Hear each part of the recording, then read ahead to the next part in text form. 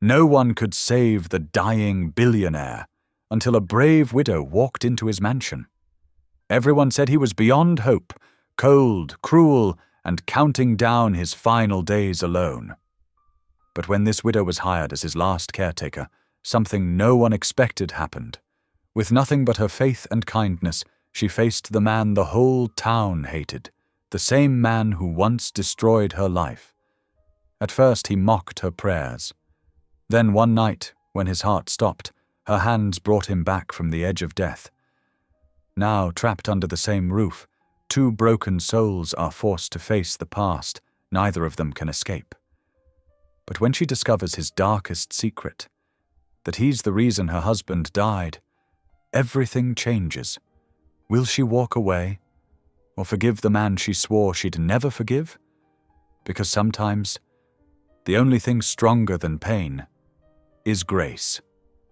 Tell me in the comments where you're watching from right now, and if this story speaks to you, make sure you hit subscribe so you don't miss the next one. The Atlantic waves crashed against the rocky shore, their rhythm steady and ancient beneath the misty morning sky. Inside the sprawling seaside mansion that loomed over the coastline, Marcus Holloway lay still in his hospital bed, the mechanical hum of medical equipment filling the silence of his private wing. The room, despite its luxurious furnishings, felt cold and empty, much like the life of the man who occupied it. Marcus stared out the floor-to-ceiling windows, his right side frozen and useless, a cruel reminder of how far the mighty had fallen. The stroke had come without warning, cutting down the 49-year-old billionaire in the middle of a board meeting. Now, instead of commanding armies of executives, he could barely feed himself. The door creaked open, and Margaret Holloway stepped in, her sensible shoes clicking against the hardwood floor. Her face, so similar to his own, carried both worry and determination. "Marcus," she said softly, "we need to talk about getting you proper care." He turned his head slightly, the most movement he could manage, and fixed her with a cold stare. "Come to gloat, dear sister." His words slurred slightly, but the bitterness cut through clear enough. "Nobody's gloating," Margaret replied, moving closer to his bedside. "The doctors say you have weeks, maybe less. You've driven away every nurse and caretaker. Please, let me help you." A harsh laugh escaped his throat. "Help me?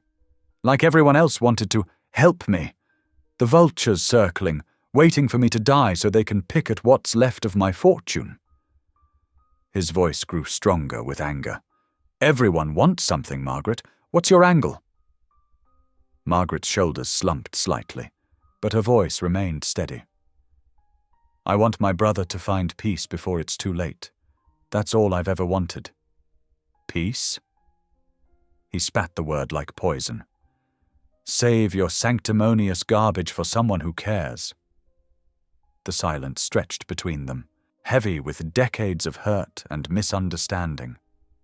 Outside, seagulls wheeled and cried, their voices carrying through the thick glass. "I'm hiring someone for the night shift," Margaret finally said. "You don't have to like it, but you do have to accept it. I won't let you die alone and angry." Marcus turned away, staring back out at the ocean. "Waste your money however you want. They won't last long. None of them do." Margaret left without another word, her footsteps fading down the hallway. Marcus listened to the emptiness, trying to ignore the fear that crept in with the shadows. Fear of death, of judgment, of the legacy of destruction he'd left in his wake. As day turned to dusk, the sky transformed into a canvas of deep purples and oranges. Sophia Carter walked up the winding driveway, her shoes crunching on the gravel as the wind tugged at her coat. The mansion loomed before her, its windows glowing like tired eyes in the growing darkness. She clutched her worn Bible closer to her chest, drawing comfort from its familiar presence. "Lord," she whispered, her breath visible in the cool evening air, "give me strength to serve with compassion. Help me be your hands and feet, even here." The wind whipped harder, carrying the salty scent of the ocean. Sophia paused, taking in the imposing structure before her. She'd heard the rumors about Marcus Holloway, the ruthless business tactics, the lives destroyed, the families left homeless. Her own loss felt fresh again, remembering how Levi had struggled after the corporate takeover that had stolen their future. But now, standing on the threshold of the dying man's domain, Sophia pushed those thoughts aside. Her calling wasn't to judge, but to care, to bring light into dark places. She straightened her shoulders and climbed the steps to the front door, each footfall echoing with purpose. The security system buzzed her in, and a housekeeper led her through the maze of hallways. Original paintings worth millions adorned the walls, their beauty lost in the sterile atmosphere. The private hospital wing stood in stark contrast to the mansion's grandeur. All white walls and medical equipment, the scent of antiseptic hanging heavy in the air. Margaret met her at the nurse's station, her face lined with worry but her smile genuine. "Thank you for coming, Mrs. Carter. I know this won't be an easy assignment." Sophia returned the smile, warm and steady. "Please, call me Sophia. And sometimes the hardest assignments are exactly where we're meant to be." "He's had a difficult day," Margaret warned, leading her toward Marcus's room. "Try not to take anything he says personally. The stroke, it's changed him. Or maybe it just stripped away his ability to hide who he's always been." Sophia nodded, her mind already shifting into professional mode, cataloguing what she'd need to know about his care. But beneath that, she continued her silent prayer, asking for the wisdom to see past the anger to the hurting soul beneath. They paused outside his door, and Margaret squeezed Sophia's arm gently. "God bless you for being willing to try." Sophia watched Margaret walk away, then turned to face the door. Beyond it lay not just a patient, but a man whose decisions had rippled out to touch countless lives, including her own. She took a deep breath, adjusted her nursing bag, and reached for the handle. "Lord," she whispered one final time, "help me remember that every soul is worth saving." The door opened silently, and Sophia Carter stepped into Marcus Holloway's room, ready to begin her first night with the dying billionaire who had no idea that their paths had crossed before, in ways that had changed both their lives forever. The next morning dawned crisp and clear over the Atlantic, sunlight glinting off the mansion's windows as Sophia wheeled her battered suitcase down the polished hallway. Mr. Llewellyn, the head butler, led her to what would be her new quarters, a modest room tucked away in the servants' wing upstairs. "It's not much," he said, his British accent clipped and formal, "but it should serve your needs adequately." The room was small but clean, with faded wallpaper and simple furnishings. A narrow bed, a wooden dresser, and a small desk beneath a window overlooking the gardens. After weeks of sleeping on her cousin's pull-out couch, it felt like luxury. Sophia unzipped her suitcase, carefully removing the few possessions she'd brought. Her nurse's uniforms pressed and folded. A framed photo of Levi, his warm smile frozen in time. The memory of his death 2 years ago still felt raw. The way he'd collapsed after months of stress, fighting the corporate takeover that had cost them everything. The doctors called it stress-induced cardiac failure, but Sophia knew the truth. Her husband's heart had been broken long before it stopped beating. She placed the photo on the nightstand, touching it gently. The hospital bills from his final days still haunted her mailbox, forcing her to pick up extra shifts just to keep the collectors at bay. This job, difficult as it might be, was a lifeline she couldn't afford to lose. Mr. Llewellyn cleared his throat from the doorway. "I feel obligated to warn you, Mrs. Carter. Mr. Holloway has certain patterns. No nurse has lasted beyond a week. He seems to take particular pleasure in driving them away." Sophia turned to face him, noting the weariness in his stance. "Thank you for the warning, Mr. Llewellyn. But I'm not easily driven." "As you say." His expression remained neutral, but something flickered in his eyes. Pity, perhaps. "Breakfast is served in the kitchen at 6:30. Your first shift with Mr. Halloway begins at 7 o'clock sharp."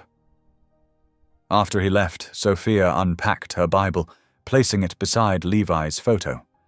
The worn leather cover was soft under her fingers, its pages dog-eared from years of seeking comfort in its verses. She would need that strength in the days ahead. The kitchen was a vast space of gleaming stainless steel and marble countertops. Sophia sat alone at a small table in the corner, trying to make her simple sandwich last through her meal break. The mansion's chef had offered to make her something, but she'd politely declined, not wanting to be a burden. Through the kitchen's swinging doors, she could see into the adjacent sitting room where Marcus Halloway spent his days.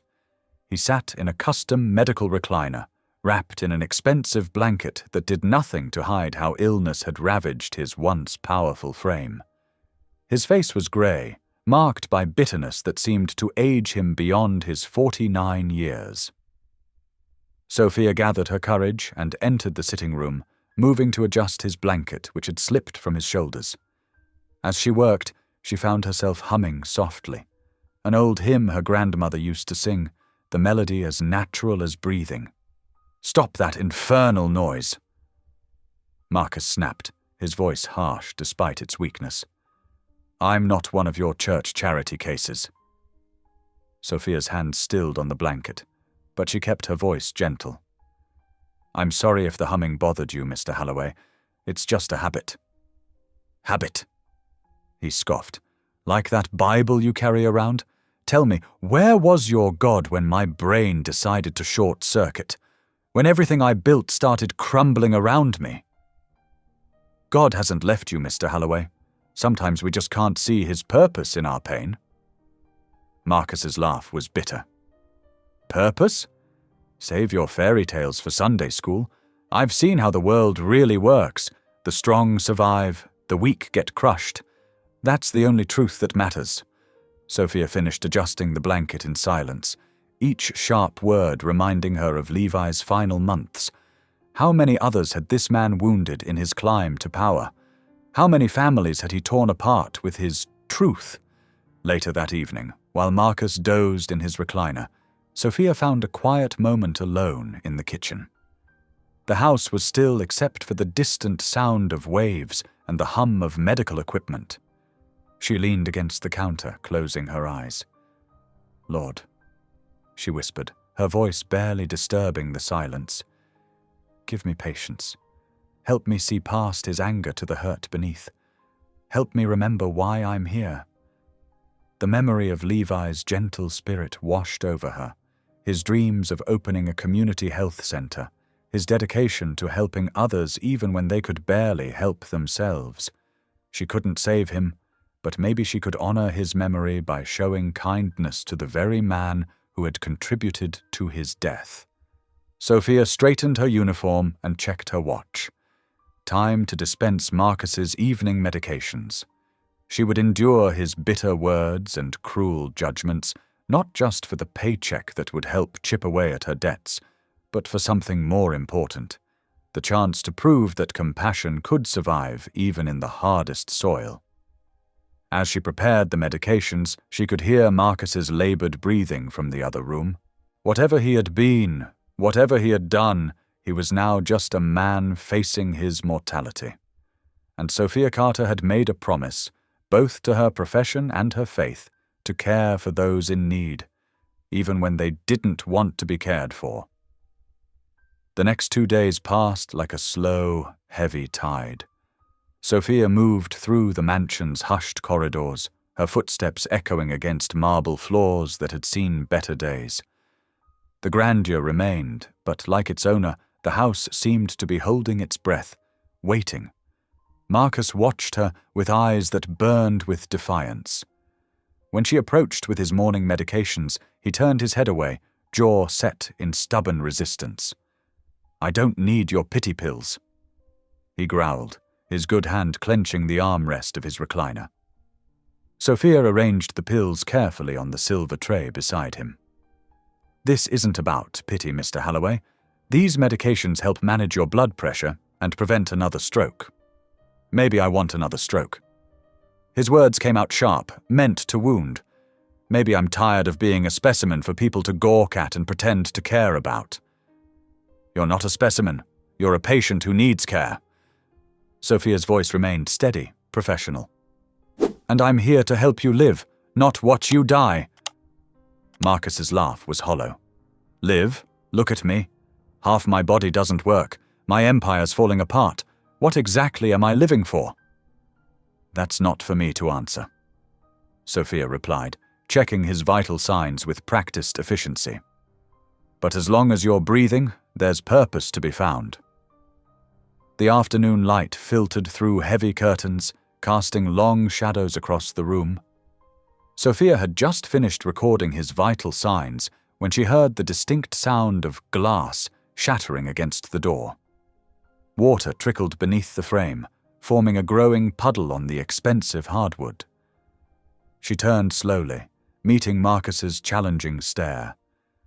His hand was still raised from throwing the glass, trembling slightly from the effort. He waited, clearly expecting, perhaps hoping for, an outburst of anger or resignation. Instead, Sophia retrieved a broom and dustpan from the nearby utility closet. She began gathering the broken pieces, her movements deliberate and calm. As she worked, a soft melody rose from her lips, an old spiritual her grandmother had taught her about finding strength in valleys low. Amazing grace, how sweet the sound.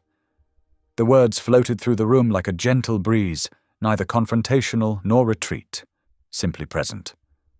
Marcus shifted uncomfortably in his chair. You're wasting your time with those songs. Music helps me focus, Sophia answered, carefully collecting the smaller shards. My grandmother always said a singing heart makes light work. Your grandmother sounds like a fool. She raised 6 children alone after my grandfather died in the steel mill.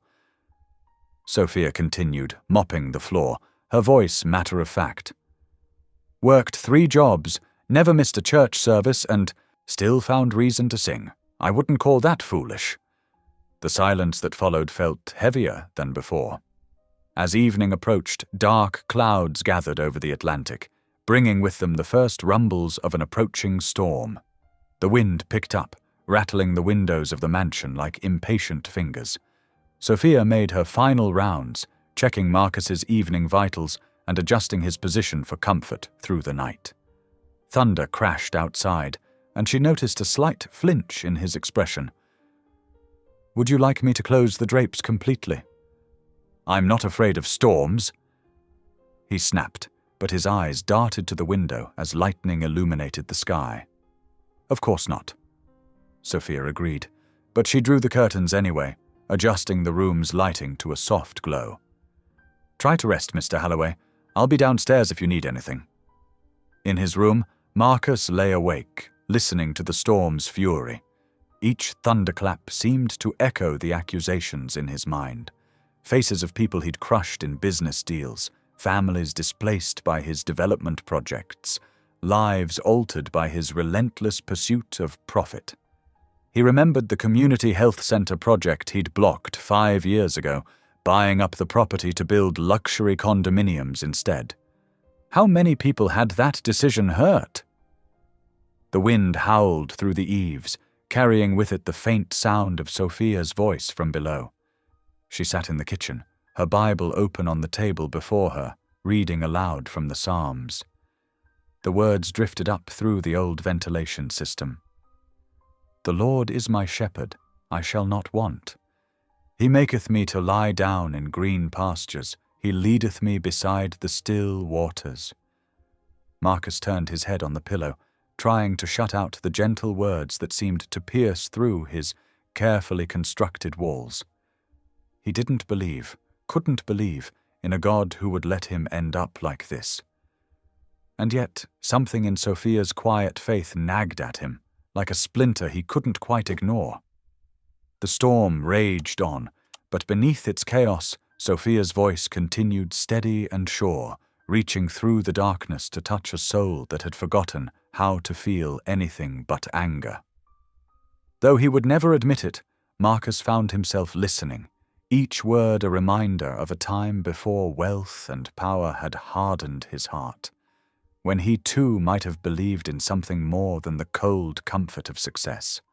In the kitchen below, Sophia turned another page, unaware that her simple act of devotion was creating ripples in waters long thought frozen. The Psalms spoke of mercy and redemption, of healing and hope, themes that seemed impossible in the face of Marcus's bitterness, yet somehow felt more real with each word she spoke into the storm-dark night. The grandfather clock in the hall struck midnight, its chimes mixing with the rumble of distant thunder. Sophia's voice continued, a steady light in the darkness, while upstairs, a man who claimed not to believe lay listening, his defenses weakening against the persistent gentleness of faith. The storm intensified as midnight gave way to the early morning hours.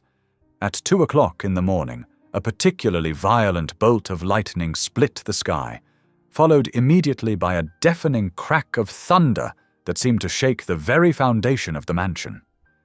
In that same instant, the lights flickered once, twice, and then plunged the entire house into darkness. Sophia, who had dozed off briefly in her chair downstairs, jerked awake at the sudden blackout. Years of nursing instinct took over as she immediately reached for the emergency flashlight she kept in her pocket. Her first thought was of Marcus's medical equipment, particularly his heart monitor and oxygen machine. "Dear Lord, please," she whispered, already moving swiftly through the darkened hallways. The beam of her flashlight bounced off the walls as she hurried up the grand staircase, her footsteps echoing in the empty corridor.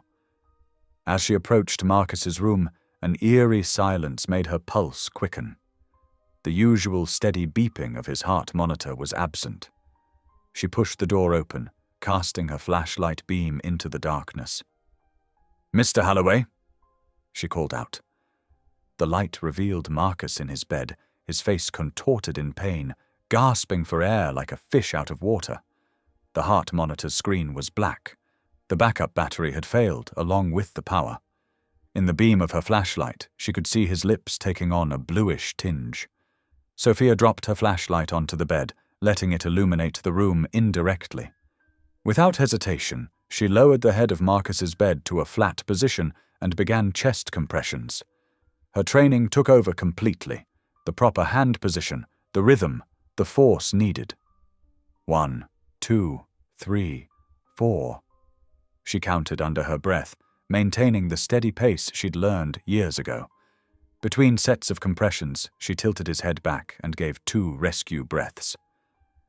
"Lord Jesus," she prayed aloud as she worked, her voice steady despite the fear gripping her heart. "Please spare this man. It's not his time yet. There's still work for him to do here." Another set of compressions. "Please, Lord, please." The minutes stretched out like hours. Sweat beaded on Sophia's forehead as she continued CPR, her arms beginning to ache from the effort. Still, she didn't stop. Her prayers became more urgent, mixing with her counting. "Come on, Mr. Holloway," she urged between breaths. "Fight, you're stronger than this." Just when her arms felt they couldn't continue any longer, Marcus's body suddenly jerked. A raspy, painful-sounding gasp escaped his lips, followed by a fit of coughing. Sophia quickly turned him onto his side, supporting his head as he struggled to regulate his breathing. When his coughing subsided, Marcus's eyes fluttered open. In the dim light from the flashlight, they looked different somehow. Vulnerable, almost childlike in their confusion. His gaze found Sophia's face, and his lips moved, forming words that came out as barely more than a whisper. "Why—" He struggled to speak, his voice rough and weak. "Why didn't you let me die?" Sophia's hand remained on his shoulder, steady and warm. Her response came without hesitation, soft but firm. Because God didn't. Marcus turned his head away from her, but not before she caught the shimmer of moisture in his eyes. The silence that followed was different from their previous ones, no longer charged with hostility, but heavy with something else.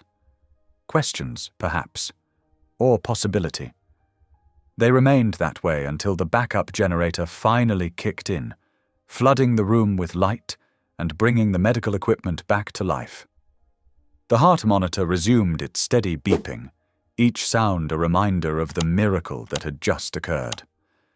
As dawn approached, the storm gradually moved out to sea, leaving behind a clean-washed sky and the first hints of sunrise. The mansion began to stir as the day staff arrived, and word of what had happened during the night spread quickly through whispered conversations and meaningful looks.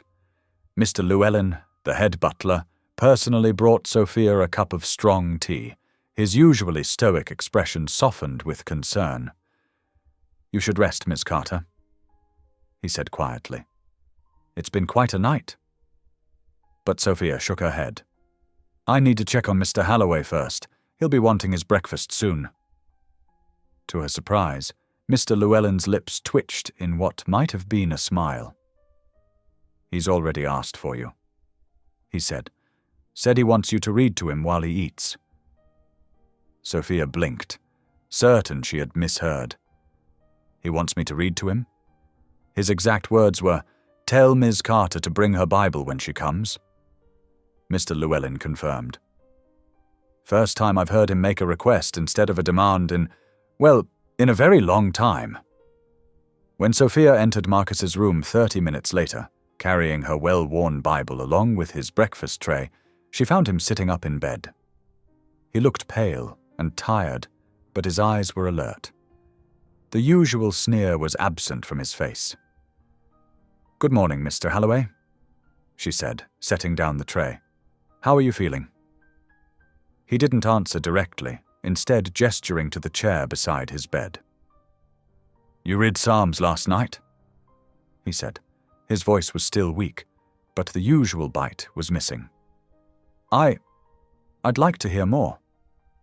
Sophia settled into the chair, opening her Bible to where she had left off the night before. As she began to read, she noticed something extraordinary. Marcus was listening. Really listening. There were no scoffs, no cutting remarks, no dismissive gestures. His eyes remained fixed on the window, where the rising sun was painting the sky in shades of pink and gold, but she could tell by his expression that he was absorbing every word. The morning light grew stronger, casting long shadows across the room as Sophia's voice filled the space between them with ancient words of hope and redemption. Outside, birds began their morning songs, joining her voice in what felt like a hymn of thanksgiving. Marcus ate his breakfast slowly, methodically, never once interrupting her reading. It wasn't a dramatic transformation. The years of bitterness and anger wouldn't disappear in a single night. But something had shifted, like the first crack in a frozen lake at the beginning of spring.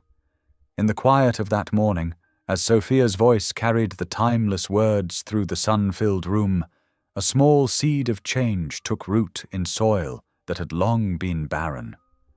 The days following Marcus's near-death experience settled into a gentle rhythm. Morning light would filter through the ocean-facing windows, casting warm patterns across the hardwood floors as Sophia went about her duties. The mansion's atmosphere had shifted, the heavy cloud of bitterness that once permeated every room gradually lifting like morning fog. Sophia maintained her routines with quiet determination. Each morning, she would prepare Marcus's breakfast tray, carefully arranging his medications beside his juice glass. His hand still trembled when he reached for things, but she noticed he was trying harder to feed himself, even when frustrated by his limitations. "You're getting stronger," she observed one morning, watching him successfully manage his spoon without spilling. Marcus's response was a slight upturn of his lips, Not quite a full smile, but worlds away from his previous scowls. Thanks to your stubbornness, I suppose. The scripture readings continued, becoming a cornerstone of their daily routine. Sophia would settle into what had become her chair, its cushions now molded to her shape, and open her Bible to where they'd left off. Sometimes Marcus would close his eyes as she read, but she knew he was listening by the way his expression would change with certain verses. One particularly sunny afternoon, Sophia hummed quietly while dusting the massive bookshelf that dominated one wall of Marcus's study. The melody, an old hymn her grandmother had taught her, filled the comfortable silence between them. To her surprise, Marcus didn't object to her singing anymore. If anything, he seemed to relax when she did. "That's pleasant," he commented unexpectedly, his voice carrying an unfamiliar softness. "The song." Sophia paused, touched by this small acknowledgement. "Thank you, Mr. Halloway. My grandmother used to sing it while she worked." Moving methodically along the shelves, Sophia's attention was caught by a gleam of brass. Among the leather-bound volumes and corporate awards sat a simple frame, its glass slightly dusty. She lifted it carefully, intending to clean it, but the image within made her blood run cold.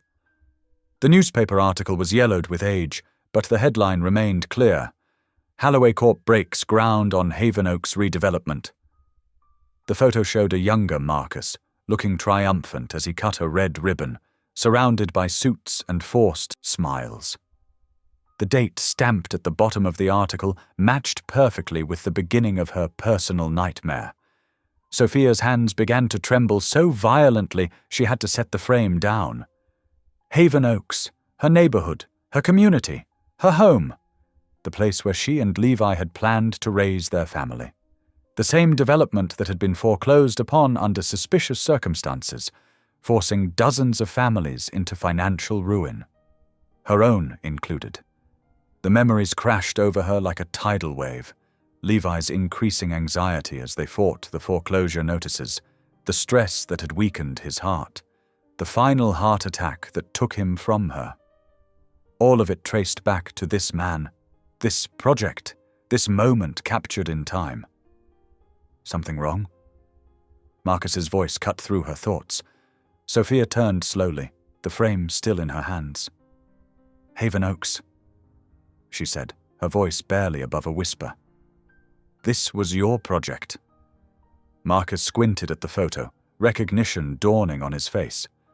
"Ah, yes, one of our more profitable ventures. Bought the land cheap, rezoned it, cleared out the existing properties." He spoke matter-of-factly, as if discussing the weather.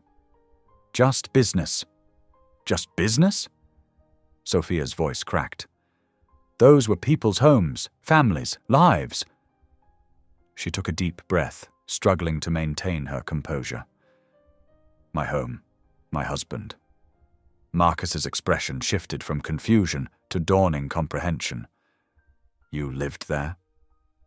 "My husband Levi died 2 years ago," Sophia said, each word heavy with suppressed emotion. "The stress of fighting your false foreclosure claims triggered his heart condition. He was 34 years old." The silence that followed was deafening. Marcus's face had gone pale, his eyes wide with shock. I didn't know." "No," Sophia agreed quietly. "You never knew any of us. We were just numbers on a spreadsheet, weren't we?" She set the frame down with trembling hands and walked out of the room, her steps echoing in the sudden stillness. Upstairs, in her modest quarters, she pulled out her suitcase and began methodically folding her clothes. Tears fell silently onto her uniforms as she packed, her movements automatic. Dawn was just breaking when Sophia finished packing. She stood in her room, suitcase ready, staring at her reflection in the window. The rising sun painted the sky in shades of pink and gold, but she barely noticed its beauty. A crash from down the hall interrupted her thoughts, followed by a weak cry. "Sophia!" Her body moved before her mind could process the decision. She found Marcus collapsed in the hallway outside his room, his legs having given out beneath him. His face was ashen, his breathing labored. "I'm here," she said automatically, rushing to his side. With practiced care, she helped him up, supporting his weight as they made their way back to his bed. His hand clutched at her arm, desperate and shaking. "Don't," he gasped. "Don't go." Sophia felt tears welling up again as she settled him, back against his pillows. "I don't know why I'm still here," she whispered, her voice thick with emotion. "But maybe God does." Marcus's hand found hers, gripping it weakly. The touch was like a question, a plea, and perhaps the beginning of an apology. Sophia didn't pull away, even as her tears fell freely now. They stayed that way as the sun continued its ascent, casting long shadows across the floor. Two broken people connected by a thread of grace neither fully understood. The morning light strengthened, filling the room with warmth, but the real illumination was happening in the spaces between them. In the understanding dawning in Marcus's eyes, in the trembling of Sophia's hands as she adjusted his blankets, in the weight of truth finally spoken aloud. The morning sun cast long shadows across the mansion's polished floors as Sophia made her way through her routine. Her packed suitcase remained upstairs, untouched since dawn. Each step felt heavy with purpose, not the burden of obligation, but the weight of conviction that kept her feet moving forward. In the kitchen, Mrs. Reynolds, the cook, gave her a concerned look. "Dear, we heard about Haven Oaks. No one would blame you if—" "I know," Sophia interrupted gently, arranging Marcus's breakfast tray. "But I'm staying." The elderly cook squeezed her hand. "You're stronger than most, child." Sophia carried the tray upward, pausing outside Marcus's door. Through the gap she could hear him muttering, "No, praying." His voice was rough with disuse and emotion. "I don't deserve, after everything I've done." His words faded into silence. Sophia's heart tightened. She'd spent most of the night in the mansion's small chapel, pouring out her own prayers. She hadn't known he could hear her through the old heating vents. She knocked softly and entered.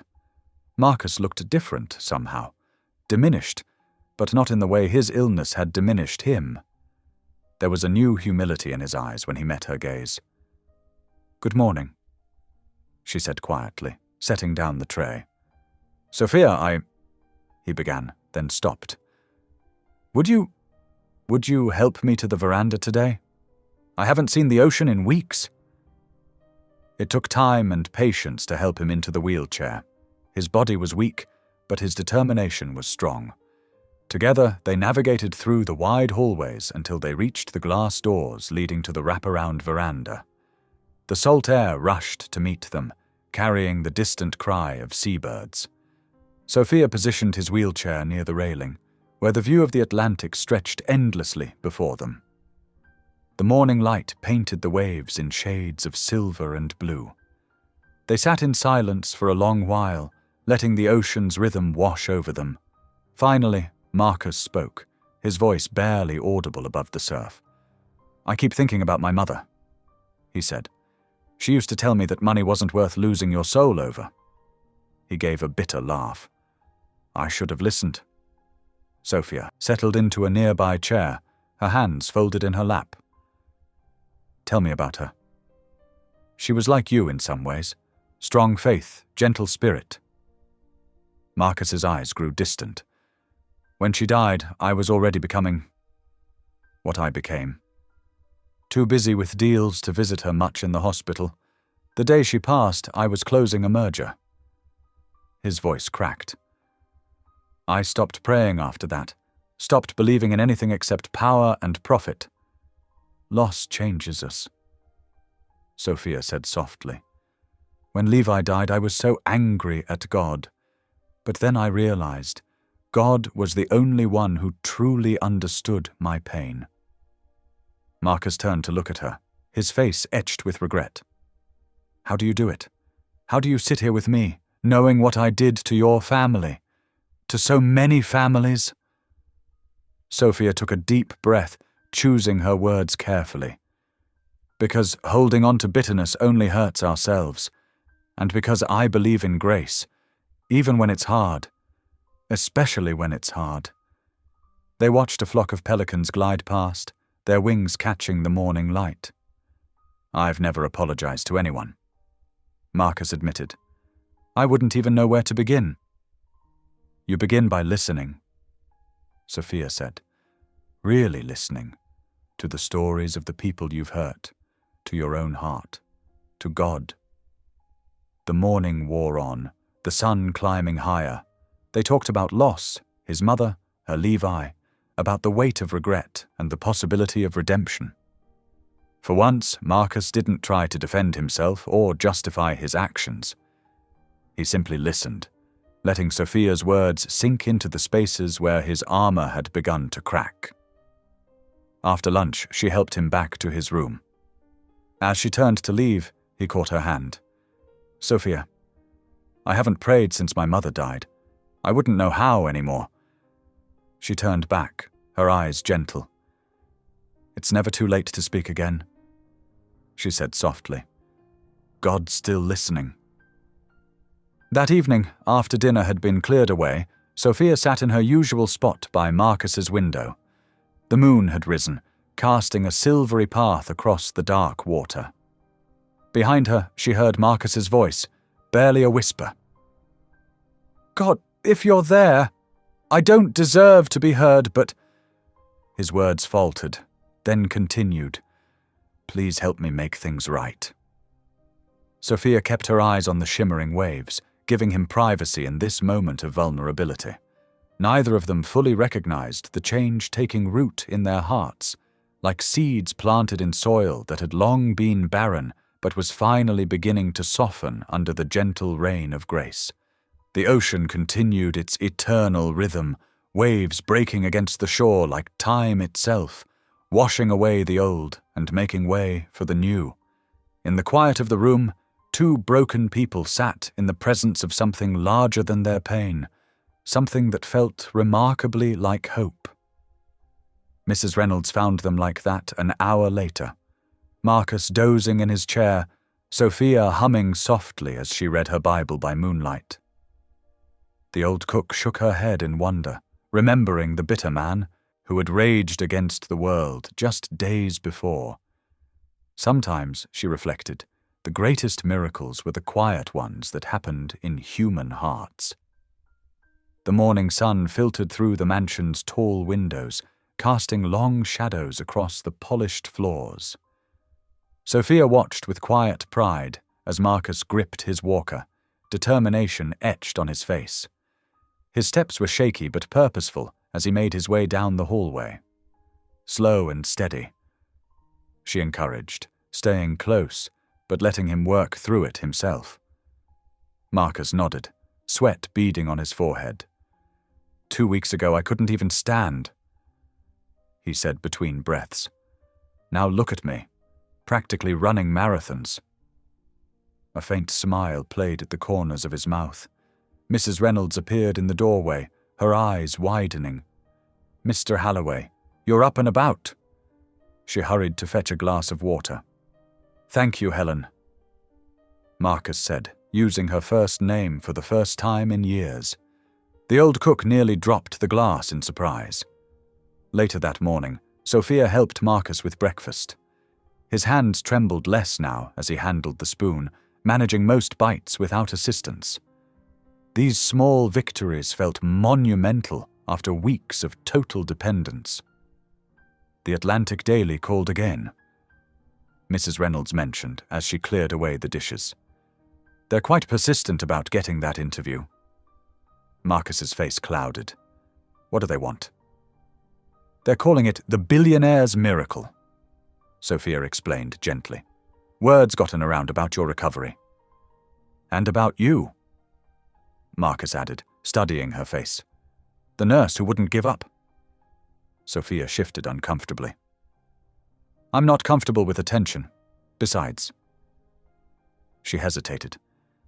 The town hasn't forgotten Haven Oaks. Your name still brings up painful memories for many people. Marcus was quiet for a long moment.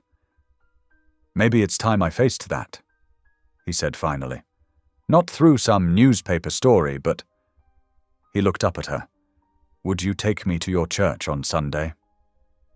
Sophia's surprise must have shown on her face because he quickly added, if you think they'd allow it. Of course they would, she said softly. Everyone's welcome in God's house. The rest of the week passed in a blur of physical therapy and preparation. By Sunday morning, Sophia's stomach was in knots as she helped Marcus dress in a simple grey suit. The drive to the small chapel was silent, both lost in their thoughts. The white wooden church stood modest but dignified against the morning sky, its steeple reaching toward heaven like a finger pointing the way home. Sophia helped Marcus from the car, steadying his walker on the gravel path. As they approached the entrance, conversations died away. Faces turned, expressions ranging from shock to disbelief to barely concealed anger. Sophia felt Marcus tense beside her. Maybe this was a mistake, he whispered. No, she said firmly. This is exactly where you need to be. Pastor Green appeared in the doorway, his kind face showing no surprise at the unexpected visitor. He made his way down the steps, extending his hand.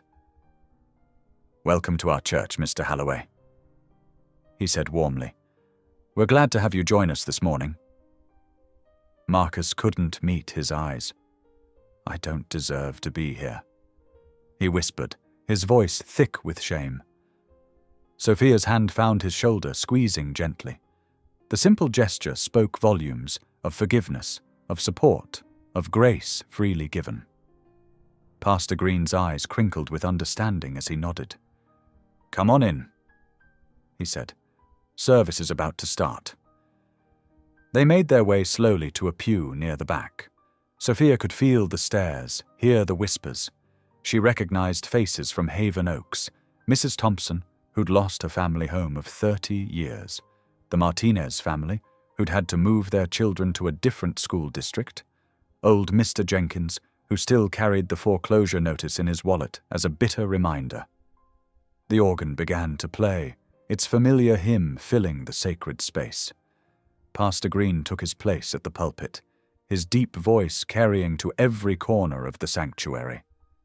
Today's sermon, he began, is about grace. His eyes swept the congregation, settling briefly on Marcus. Not the kind of grace that's earned through good works or right living, but the kind that's given freely, even, perhaps especially, to those who feel they deserve it least. Marcus's shoulders began to shake. Sophia reached for his hand, holding it as tears rolled silently down his cheeks. The pastor's words washed over them like healing rain. Grace is not a transaction, Pastor Green continued.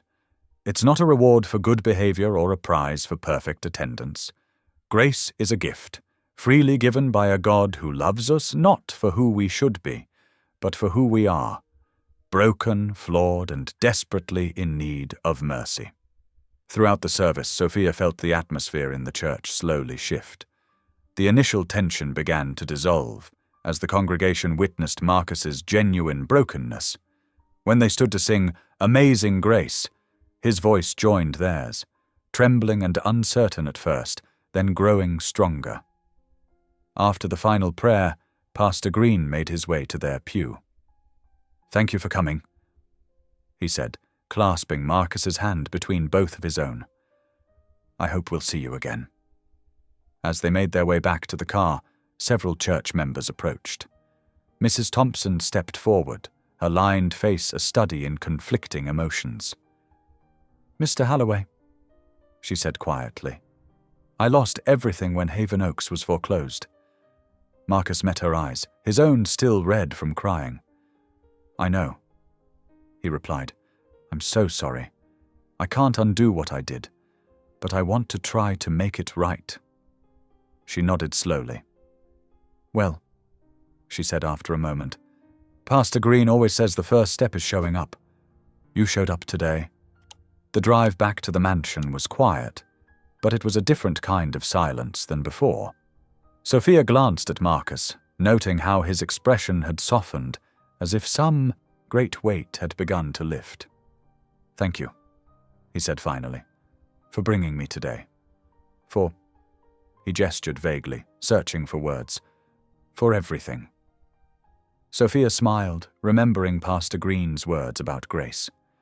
Sometimes it came in grand gestures and dramatic moments, but more often it came in small acts of kindness, in gentle words, in showing up when it would be easier to stay away. As they pulled through the mansion gates, the morning sun caught the ocean waves, making them sparkle like diamonds. Marcus watched them for a long moment before speaking. "I'd like to come back next Sunday," he said quietly, "if that's all right." Sophia nodded, her heart full. Of course it's all right.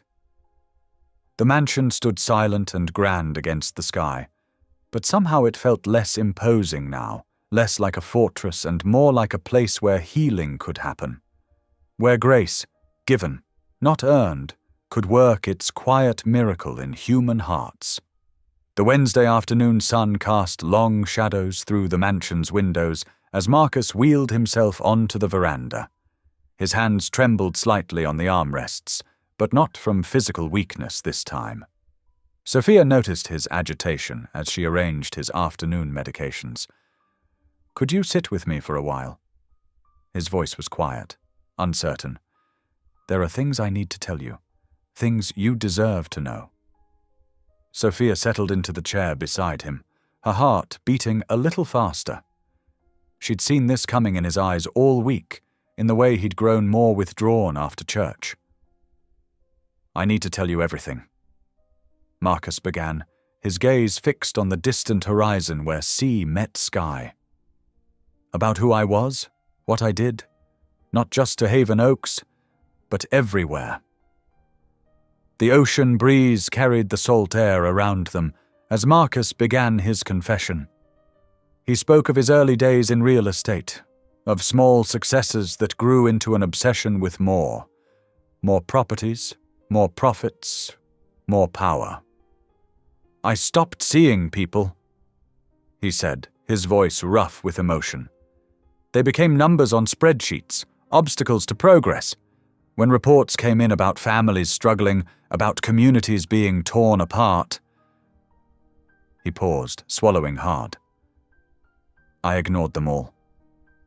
Sophia's hands clenched in her lap, but she remained silent, letting him continue. "Haven Oaks wasn't the first community I destroyed, but it was the one I'm most ashamed of." Marcus admitted. "My team found technicalities in the deeds, old zoning violations we could exploit. We knew people had lived there for generations. We knew they couldn't afford to fight us in court." Sophia's breath caught as memories flooded back. The community meetings, the desperate fundraisers, the prayers for intervention that seemed to go unanswered. "There was a report," Marcus continued, his voice breaking, "about an elderly woman who'd lived in her house for 60 years. She begged us not to take it, said she'd rather die than leave. He covered his face with his hands. "I told my lawyers to proceed anyway." Sophia remembered that woman, Mrs. Evans, who'd taught Sunday school for 40 years. She'd passed away just weeks after the eviction, her heart finally giving out in a strange apartment across town. The development plans were already drawn up. Marcus went on. "Luxury condos, high-end retail.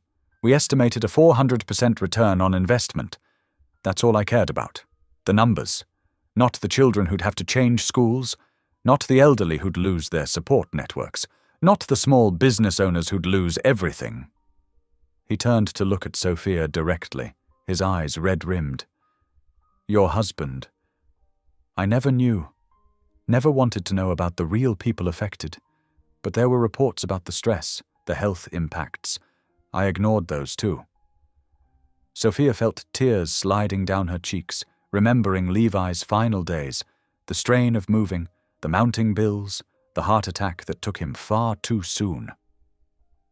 The worst part, Marcus continued, his voice barely above a whisper, is that I convinced myself I was doing people a favor, revitalizing the neighborhood, improving property values, such pretty words to justify ugly actions. The confession poured out of him now, other communities destroyed, other lives ruined, bribes paid, officials corrupted, all in the name of profit. Sophia listened, her heart torn between the old hatred that had driven her for so long and the new understanding that was slowly taking its place. When Marcus finally fell silent, the sun had begun to set, painting the sky in shades of orange and pink.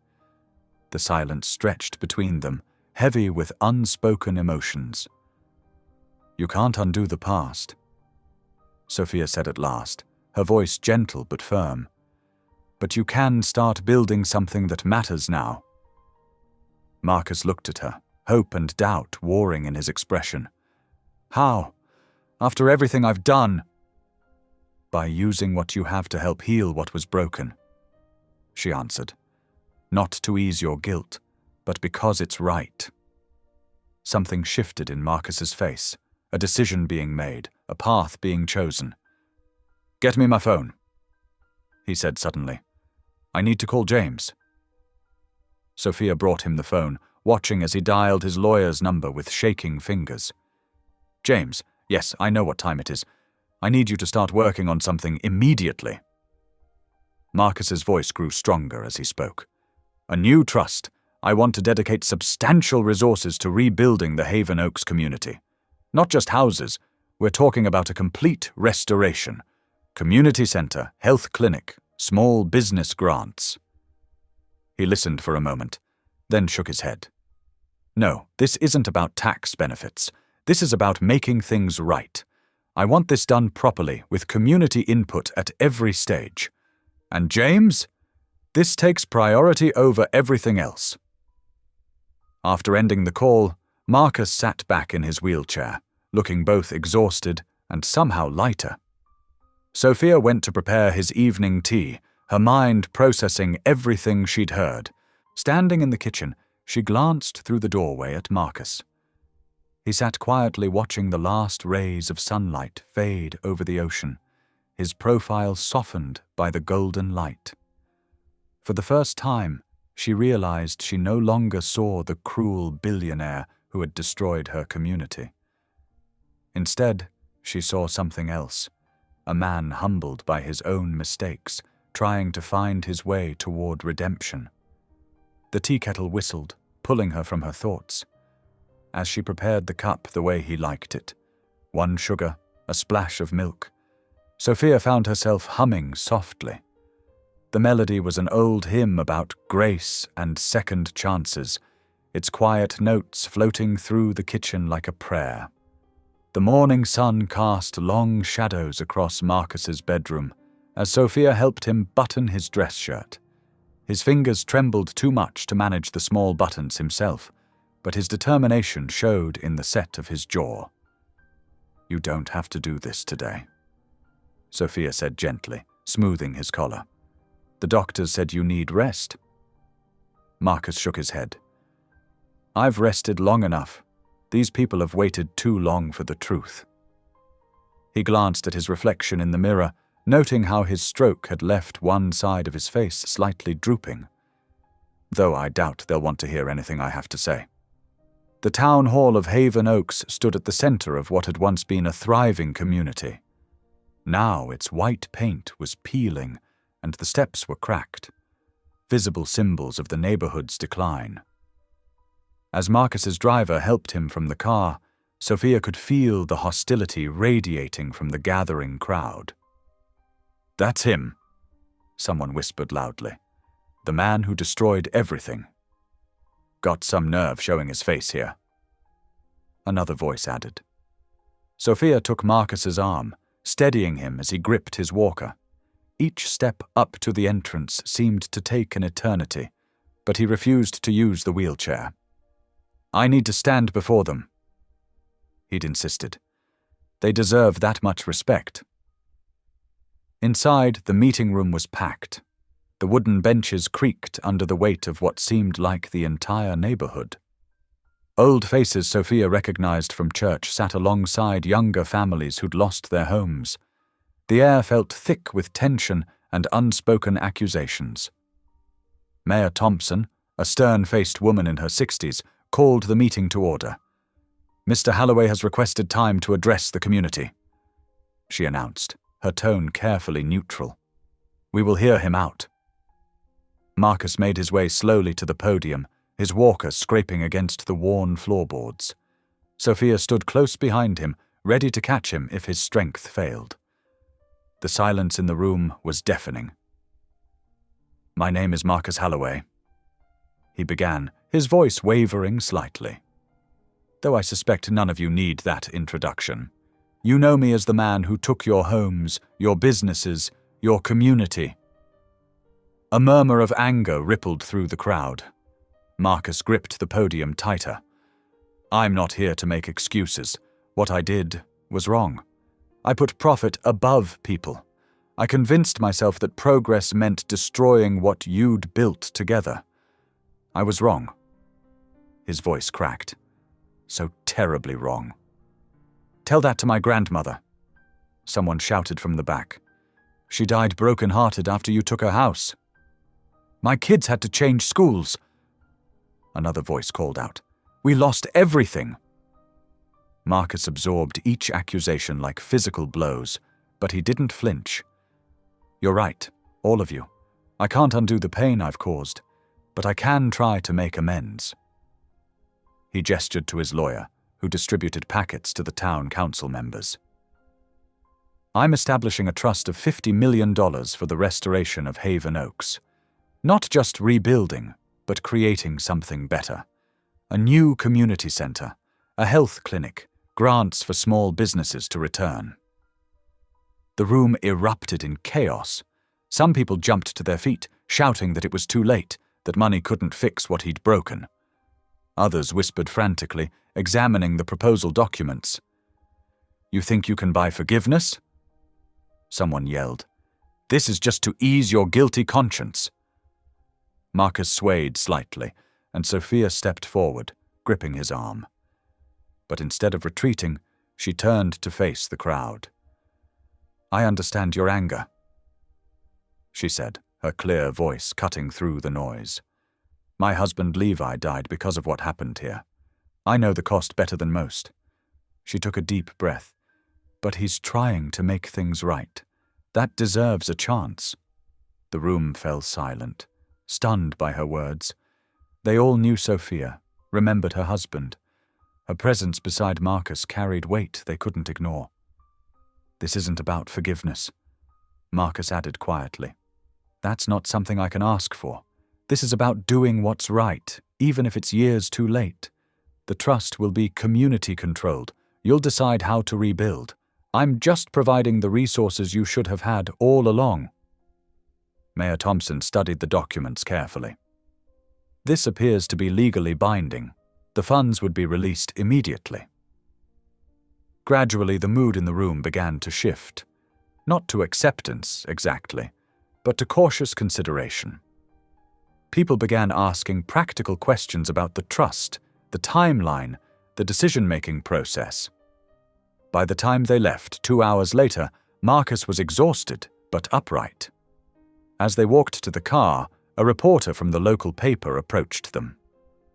"Mr. Halloway, Ms. Carter, any comment about today's announcement?" Sophia started to wave them away, but Marcus spoke up. "Just say that it's time for healing to begin. The rest is up to the community."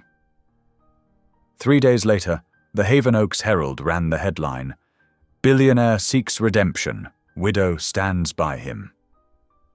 The article detailed the trust announcement, but focused equally on the unlikely alliance between Marcus and Sophia. That evening, they shared a quiet dinner on the mansion's veranda.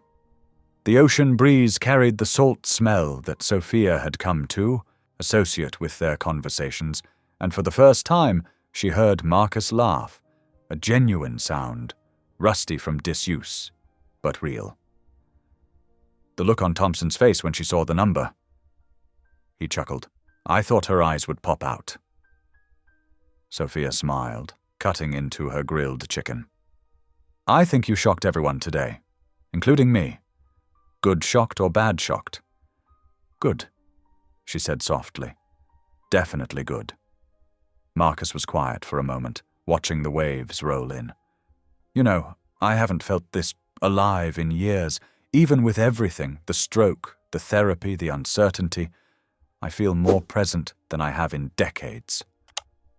Sophia set down her fork, studying him. The harsh lines around his mouth had softened, and there was a light in his eyes she'd never seen before. That's because you're finally living, she said. Really living, not just existing. They shared a look of understanding, both knowing how far they'd come from that first night when she'd walked up his driveway, Bible in hand, praying for strength. The path ahead was still uncertain, but for the first time, it felt like one worth walking. The peaceful evening shattered with the sound of expensive tires crunching on gravel. Sophia looked up from where she was adjusting Marcus's medication schedule, her heart sinking at the sight of 2 luxury cars speeding up the mansion's circular drive. Who could that be at this hour? Marcus wondered, setting aside the book they'd been discussing. Before Sophia could respond, the grand entrance doors burst open.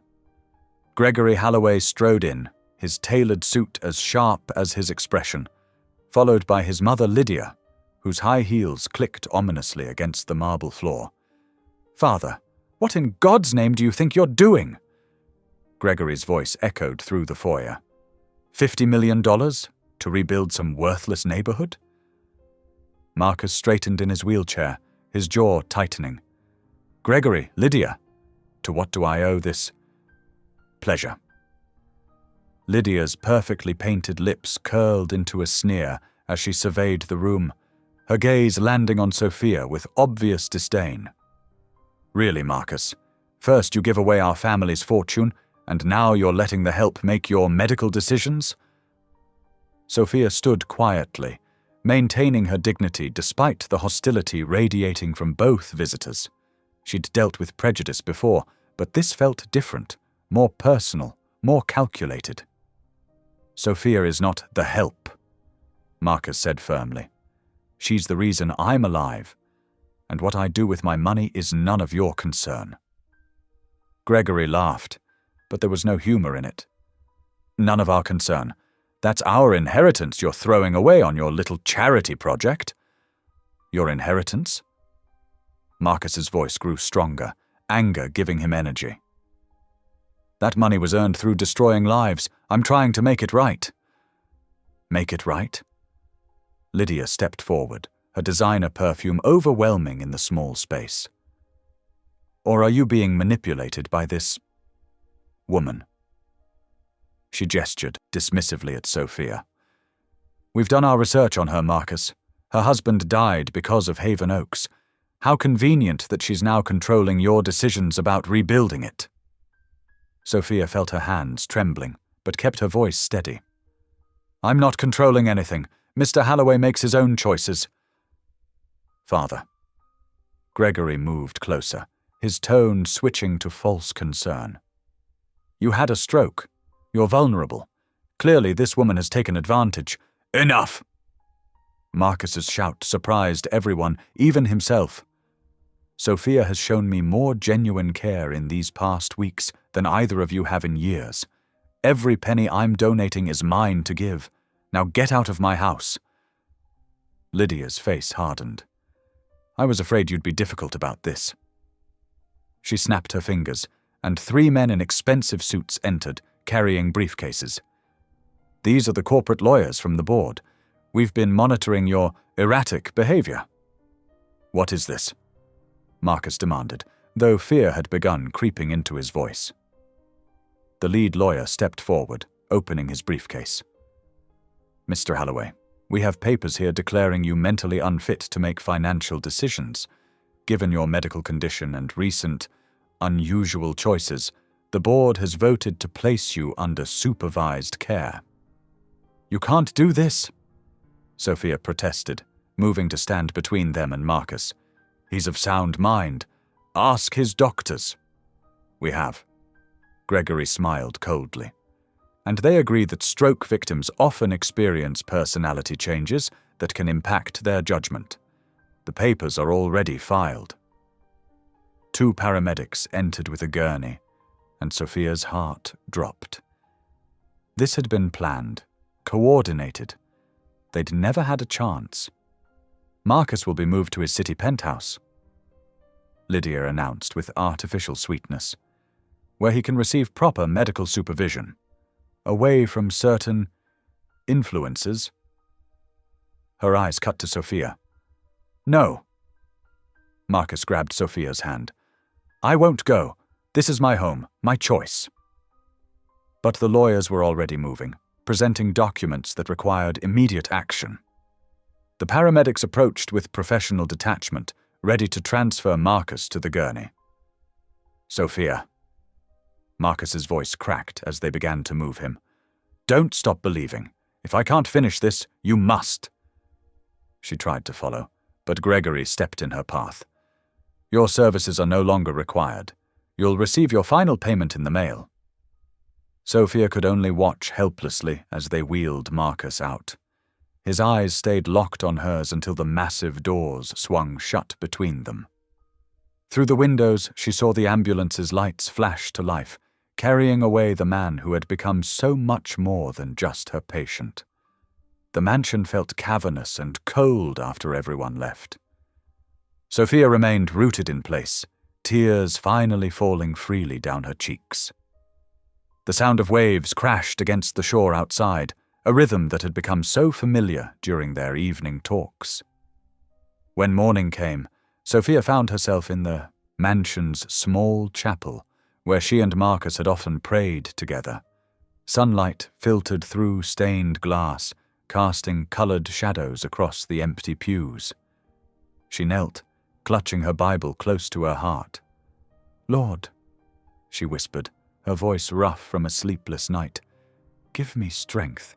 Show me the way forward." She thought of Marcus's last words to her, feeling their weight settle into her soul. "If I can't finish this, you must." The morning light grew stronger, warming her face as she prayed.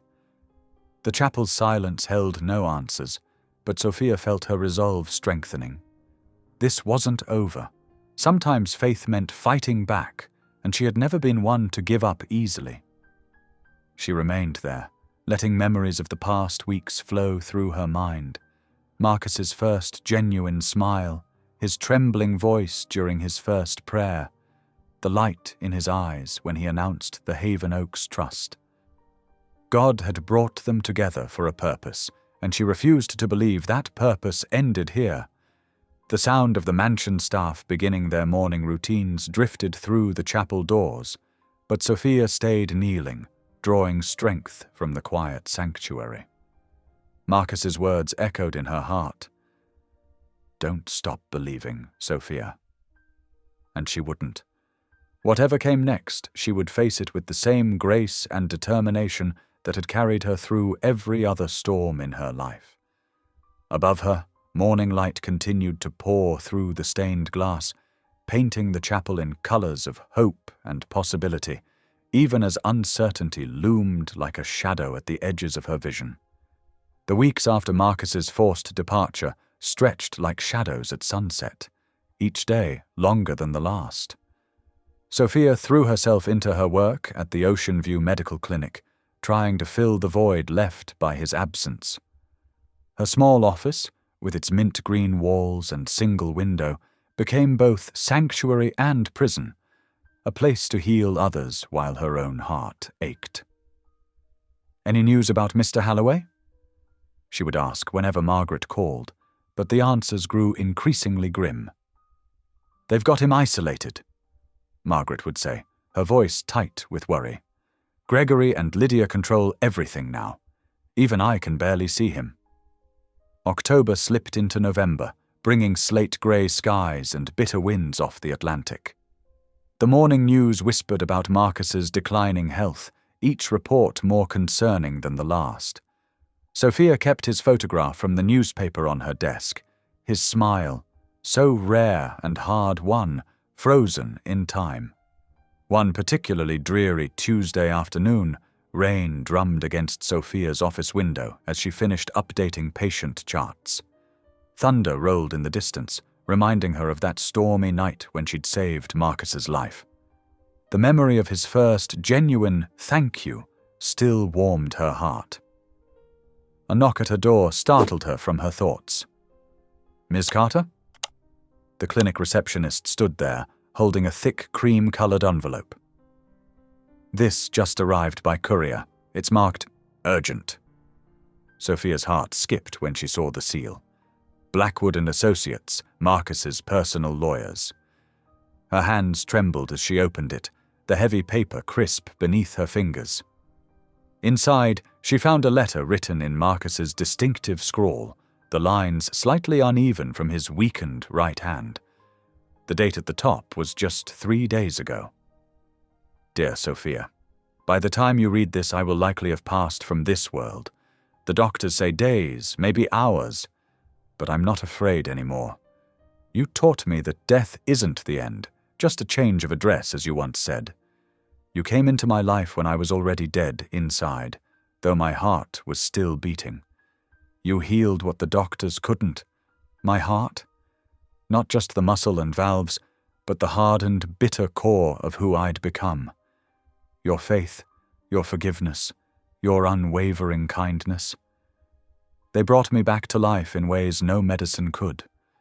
I'm sorry they took me away before we could finish what we started. But God, in His wisdom, lent me life long enough to return what I stole, not just from you, but from so many others. Enclosed, you'll find documents for a trust I established in your name. It's modest by my old standards. Gregory and Lydia's lawyers made sure of that. But it's enough to build something beautiful, something that matters. Use it to rebuild your late husband's dream. The Levi Carter Community Health Center deserves to exist. I've included everything you need to make it happen, and Margaret will help with the details. It's not redemption. That came through grace I didn't deserve.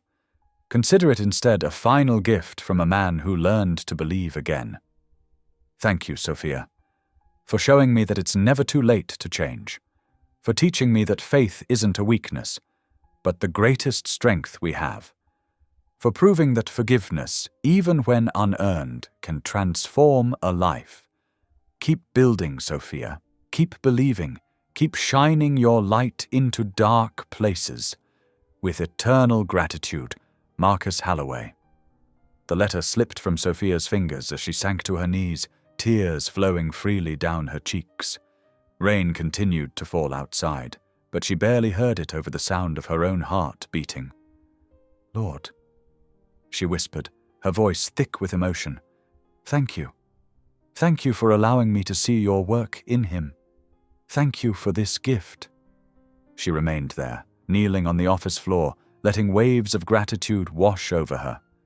The trust documents lay scattered around her, blueprints for a future she and Levi had once dreamed of together, now made possible by the most unlikely of angels. Through her tears, Sophia smiled, remembering Marcus's words from their last evening together. Sometimes God's greatest miracles don't look like miracles at all. Sometimes they look like second chances. She gathered the papers carefully, holding them close to her heart. Outside her window, the rain began to ease, and a shaft of sunlight broke through the clouds. It illuminated her desk, falling across Marcus's photograph, making his smile seem to shine even brighter. Sophia touched the image gently. "Rest in peace, Marcus," she whispered. "Your story isn't finished, it's just beginning." The trust papers felt warm in her hands, like they carried not just legal weight, but spiritual significance. This wasn't just money or property, It was a legacy of transformation, a testament to the power of faith and forgiveness to change hearts and heal wounds. She placed everything carefully in her bag, wiped her eyes, and stood up straight. There would be time for more tears later, but right now she had work to do, a community to heal, a dream to build. Just as she reached for her coat, Sophia paused, remembering something Marcus had said during one of their last conversations on the veranda. The greatest act of faith isn't believing in God's power, it's believing in His timing. Now she understood. All the pain, all the loss, all the struggles, they had led to this moment. God's timing, perfect as always, had brought healing not just to Marcus, but to her own heart as well. The rain outside had stopped completely now, and the late afternoon sun painted the world in shades of gold. Sophia gathered her things, holding the letter close to her heart one more time before carefully tucking it away. As she left the clinic that evening, her steps felt lighter than they had in weeks. The weight of uncertainty had been replaced by the warmth of purpose. Marcus's final gift wasn't just the trust, it was the reminder that God's love could transform even the hardest heart, and that forgiveness, freely given, could ripple out to touch countless lives. The sun was setting as Sophia drove home, casting long shadows across the coastal road. But for the first time since Marcus had been taken away, she felt nothing but peace. Tomorrow would bring new challenges, new battles to fight, new hearts to heal. But tonight she would rest in the knowledge that sometimes God's greatest miracles come wrapped in loss, and His greatest gifts are born from sacrifice. She whispered a final prayer of gratitude as she turned onto her street, the evening light gilding everything in sight. Thank you, Lord, for showing us both the way home. Sophia's determination burned bright as she stood before the vacant lot in Haven Oaks, clutching her worn leather portfolio. The morning sun cast long shadows across the weed-filled expanse where hope would soon take root. She touched the small silver cross at her neck, a habit that brought comfort in moments of uncertainty. Lord, guide my steps, she whispered, opening her portfolio to reveal meticulously organized permit applications and building plans.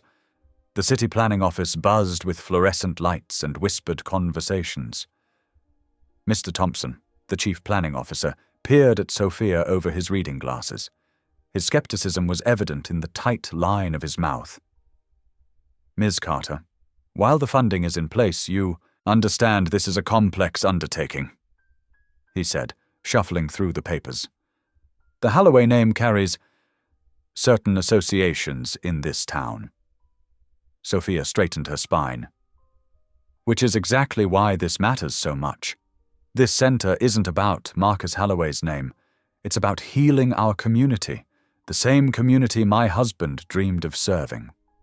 Later that afternoon, Sophia sat in her small home office, carefully recording the day's events in her journal. The blue leather cover bore the words, "Faith over Fear," in gold lettering, a gift from her church family. Her neat handwriting filled page after page. Day 15, met with city planning. Initial resistance, but they're reviewing the permits. Reminder, trust God's timing, not man's schedule. The following weeks brought a parade of challenges. Contractors raised eyebrows at the project's connection to Marcus. Some refused outright, citing scheduling conflicts that Sophia knew meant something else entirely. The old-timers at the local diner whispered behind their coffee cups when she walked in. But Sophia persisted. Each morning she arrived at the lot, measuring tape in hand, vision clear in her mind. She could see it all, the welcoming entrance, the bright waiting rooms, the space where healing would happen. One particularly difficult afternoon, after another contractor declined the job, Sophia found herself in Pastor Green's office, fighting back tears of frustration. Sometimes I wonder if I'm fooling myself. She admitted, maybe they're right. Maybe his name is too damaged." Pastor Green leaned forward, his kind eyes serious. "Sophia, remember David? Everyone saw a shepherd boy. God saw a king. Keep your eyes on the vision he gave you." That Sunday, Sophia stood before the congregation, her voice steady despite her racing heart. "I need your help," she said simply. "Not just your prayers, though Lord knows we need those, but your hands, your time, your skills." To her amazement, hands began raising across the sanctuary. Mr. Jenkins, a retired contractor, Mrs. Patterson, who worked in the permit office, young couples, elderly craftsmen, teenagers looking for summer work. One by one, they stepped forward. The following Saturday, the lot hummed with activity. Volunteers cleared debris, marked foundation lines, and set up a makeshift project office in a borrowed trailer. Sophia moved from group to group, coordinating efforts, her clipboard never far from hand. "My Harold would have loved this," Mrs. Wilson said as she handed out water bottles. "He always said this town needed more healing and less judgment." The journal entries continued. Day 42. Foundation marking began today. Tommy from church brought his surveying equipment. God provides exactly what we need, exactly when we need it. Day 50. Permit approval finally came through. Mrs. Patterson helped expedite the process. Prayers answered. Day 67. Rain delayed the concrete pour, again. But we're not giving up. Levi always said patience was a form of faith. When the first concrete truck arrived, Sophia stood watching as grey slurry flowed into the carefully prepared forms. Each pour represented another step toward reality, another prayer answered, another piece of the dream taking shape. The summer heat beat down mercilessly, but work continued. Church members set up a rotation, bringing lunches for the volunteer crews. Children ran between the adults, carrying water bottles and running messages. Even some of the initial skeptics began stopping by, curiosity overcoming their reservations. One evening, as the sun painted the sky in shades of orange and pink, Sophia walked the perimeter of the site alone. The foundation was complete now, a concrete footprint of promise.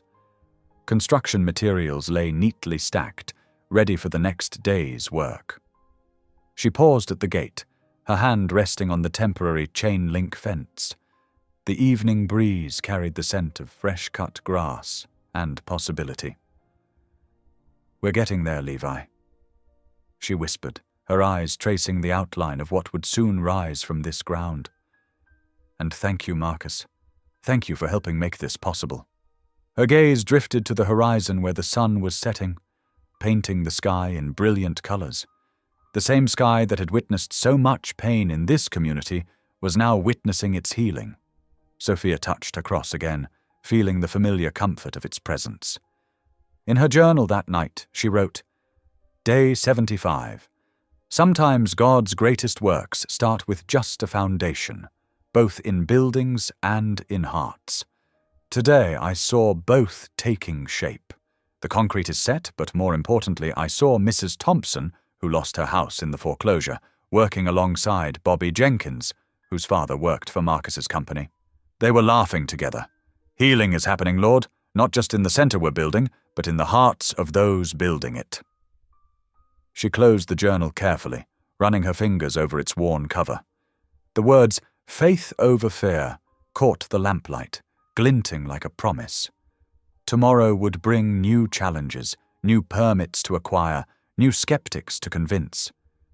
But tonight, Sophia rested in the knowledge that God's work was already visible, not just in the concrete and steel rising from the ground, but in the changed hearts and mending relationships throughout Haven Oaks.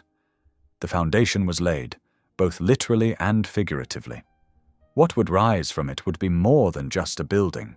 It would be a testament to the power of forgiveness, the strength of community, and the endless possibilities that bloom when faith overcomes fear. The autumn morning dawned crisp and clear, painting Haven Oaks in shades of gold and amber. Sophia stood at her bedroom window, watching the sun rise over the nearly completed Levi Carter Community Health Center. Her hand smoothed the simple navy dress she'd chosen for today's ceremony, fingers absently touching the silver cross at her neck. "It's really happening," she whispered, her breath fogging the glass slightly. The past few months had been a whirlwind of activity. Construction crews working overtime, volunteers painting walls on weekends, local businesses donating furniture and supplies.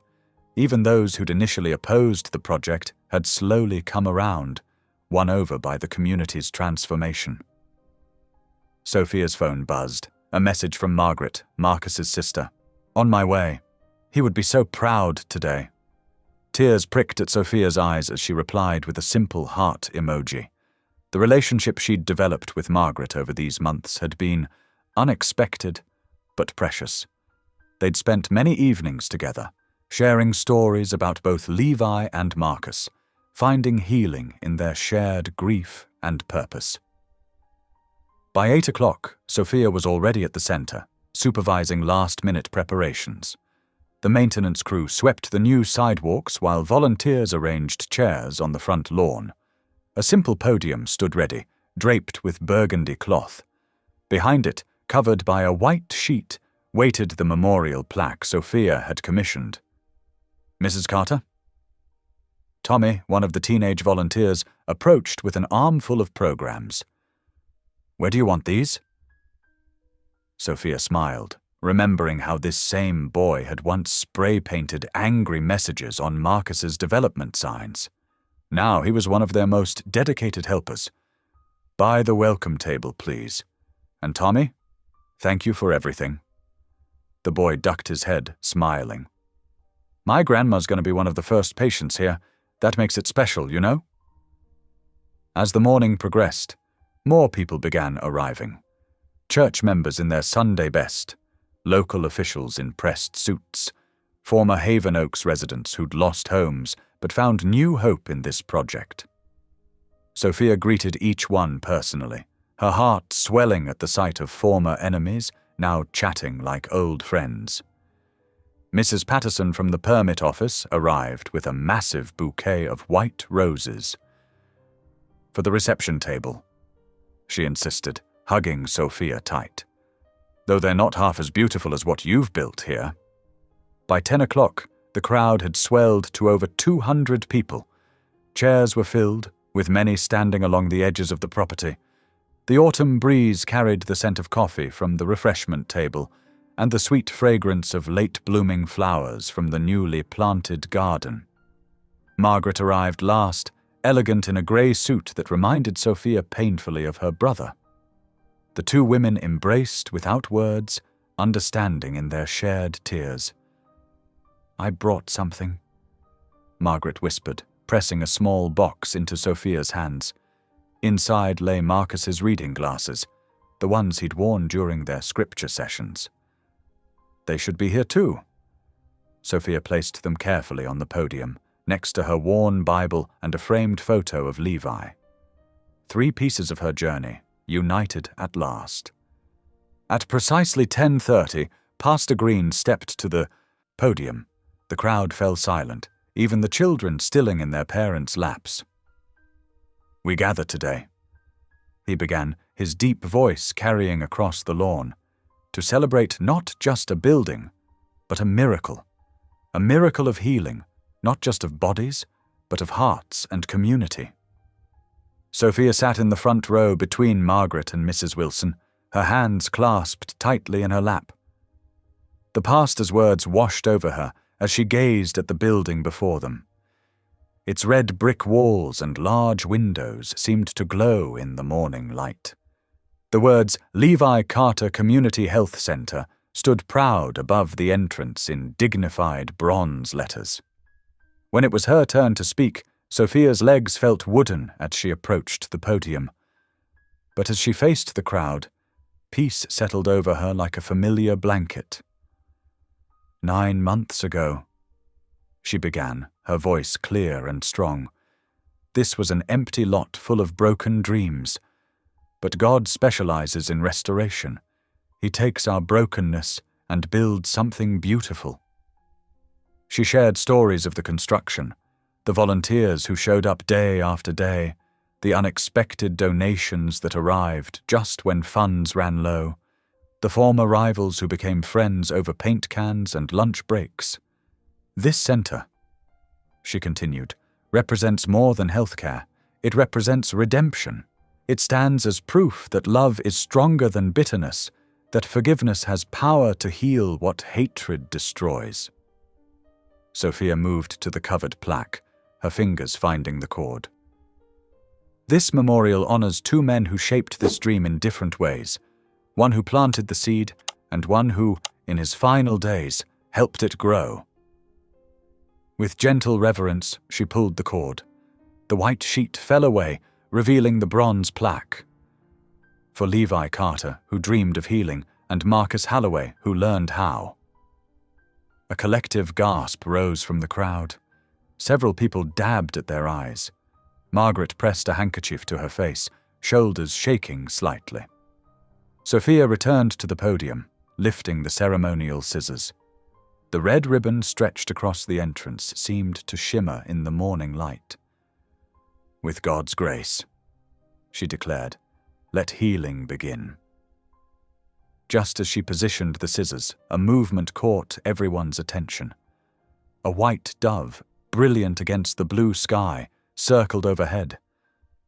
The crowd watched in amazed silence as it swooped lower, finally settling on the entrance railing. The bird cocked its head, regarding the gathered people with gentle eyes. No one moved. No one spoke. Even the autumn breeze seemed to hold its breath. Sophia felt warmth spread through her chest, a familiar sensation she'd experienced during her deepest prayers. In that moment, she knew with unshakable certainty that she wasn't alone. Levi's dream and Marcus's redemption had culminated in this moment, and somehow they were present to witness it. With tears flowing freely now, Sophia cut the ribbon. The dove remained perched on the railing as applause erupted, its presence a living symbol of the peace that had finally come to Haven Oaks. Margaret found her hand and squeezed it tight. "They're here," she whispered. "Both of them." Sophia nodded, unable to speak. The warmth in her chest expanded, filling her with joy and gratitude. As the crowd began moving toward the entrance for tours, the dove took flight, soaring once more against the perfect blue sky before disappearing into the golden morning light. The Levi Carter Community Health Center was open, not just as a medical facility, but as a testament to the healing power of forgiveness, the strength of community, and the endless possibilities that unfold when faith overcomes fear. The autumn weeks following the health center's opening brought a steady rhythm of healing and hope to Haven Oaks. Sunlight streamed through the large windows each morning, warming the red brick walls and welcoming patients into the bright, cheerful waiting room. Sophia moved through the corridors with quiet purpose, her footsteps echoing on the polished floors as she guided her team of young nurses. Her office, a modest space overlooking the garden, held 3 treasured photographs: Levi's smile on their wedding day, Marcus sitting in his wheelchair by the ocean, and the white dove from opening day, captured perfectly by a local photographer. "Miss Carter?" Jessica, one of the new nurses, poked her head in. "We have a full waiting room this morning." Sophia gathered her files, smoothing her navy blue blazer. "Then let's not keep them waiting." The morning unfolded like many others, checking vitals, reviewing charts, offering gentle words of encouragement.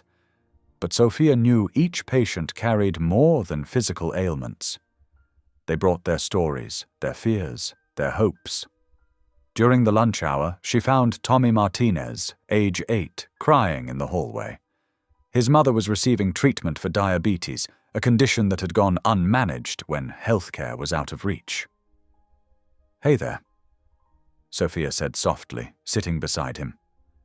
Would you like to help me organize the children's reading corner? Tommy wiped his eyes, nodding. Together they arranged colorful books and stuffed animals, his worried frown slowly transforming into small smiles.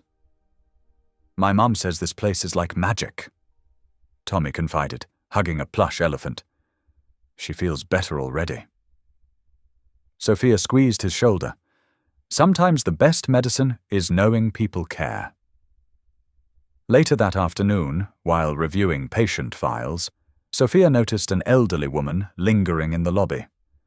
Her silver hair was neatly pinned back, her weathered hands clutching a worn handbag. Something about her seemed familiar. Can I help you? Sophia approached with a warm smile. The woman looked up, eyes glistening. I was at the opening ceremony, she said softly. I've been wanting to come speak with you, but it took me weeks to find the courage. Sophia gestured to nearby chairs. Please, sit with me. My name is Eleanor Whitman, the woman began, her voice trembling slightly. I lived in Haven Oaks for 40 years before the foreclosure. I lost everything, my home, my garden, my sense of belonging. Sophia's heart tightened, remembering her own loss. I cursed Marcus Halloway's name every night, Eleanor continued. The bitterness ate at me until I could hardly recognize myself. She paused, dabbing at her eyes with a handkerchief. But when I heard about his change, his final act of redemption, something shifted inside me. Sophia listened intently as Eleanor described her journey from hatred to healing. Seeing this center, watching families receive care they couldn't afford before, it's helped me understand that forgiveness isn't just about the person who wronged you. It's about freeing your own heart. Eleanor reached for Sophia's hand. Thank you for showing us that even the deepest wounds can heal. They sat together for a while longer, sharing stories of the old neighborhood and hopes for its future. When Eleanor finally rose to leave, she hugged Sophia tightly. You've helped build more than a medical center here. You've built a bridge between past and future, between hurt and healing. That evening, after the last patient had gone and the staff had departed, Sophia walked through the quiet halls. She straightened waiting room magazines, adjusted framed photographs, and paused at the memorial plaque. Its words seemed to glow in the fading light. In her office, she opened the journal labeled Faith Over Fear, One Last Time. Its pages held every step of the journey, from bitter tears to answered prayers, from broken trust to restored hope. Sophia picked up her pen and began to write. Today I witnessed another miracle of grace, not the dramatic kind that parts seas or moves mountains, but the quiet kind that transforms hearts. Eleanor Whitman reminded me that redemption ripples outward, touching lives we may never see. Marcus's final act of giving back what he'd taken away continues to heal this community in ways I never imagined. As I write these words, I think of two men who shaped my path. Levi, whose love taught me to dream, and Marcus, whose transformation taught me to believe in second chances. Their stories have become part of Haven Oaks' story, woven into its foundation of hope and healing. Even the hardest hearts can be healed when touched by grace. This truth echoes through these halls every day, in every smile, every thank you, every moment of restored dignity. And in these echoes, I hear God's whisper, "Well done, faithful servant, now rest." Sophia closed the journal, running her fingers over its worn cover. The setting sun painted her office in soft amber light as she placed the book in her desk drawer. For a moment, she sat in peaceful silence, listening to the gentle hum of the building's heating system and distant traffic. With a contented sigh, she gathered her things and turned off her desk lamp. The darkness felt friendly now, nothing like the heavy shadows that had haunted her grieving years. She locked her office door, walked through the quiet building one last time and stepped into the cool evening air.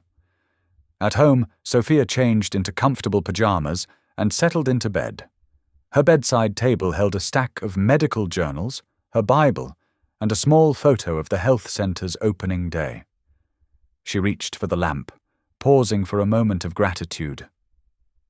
"Thank you," she whispered to the quiet room, to the memories of Levi and Marcus, to the God who had guided her through it all. The lamp clicked off, and for the first time in years, Sophia drifted into truly peaceful sleep, unburdened by grief or anger or fear. In the gentle darkness, she rested in the knowledge that grace had done its perfect work, not just in Marcus's life or in her own, but in countless hearts throughout Haven Oaks. The spring morning unfurled like a gentle whisper along the coastline. Dew sparkled on the grass, and the salt-laden breeze carried the promise of renewal. Sophia Carter walked slowly up the winding path that led to the private cemetery overlooking the Atlantic. Her steps were unhurried, measured, each one carrying the weight of memory and meaning. The cemetery sat on a peaceful bluff, sheltered by ancient oak trees whose branches swayed in the morning breeze. Their leaves cast dancing shadows across the carefully tended grounds. Here, among the whispers of the sea and sky, Marcus Halloway had found his final rest. Sophia clutched a single white rose in her hands, its petals still beaded with morning moisture.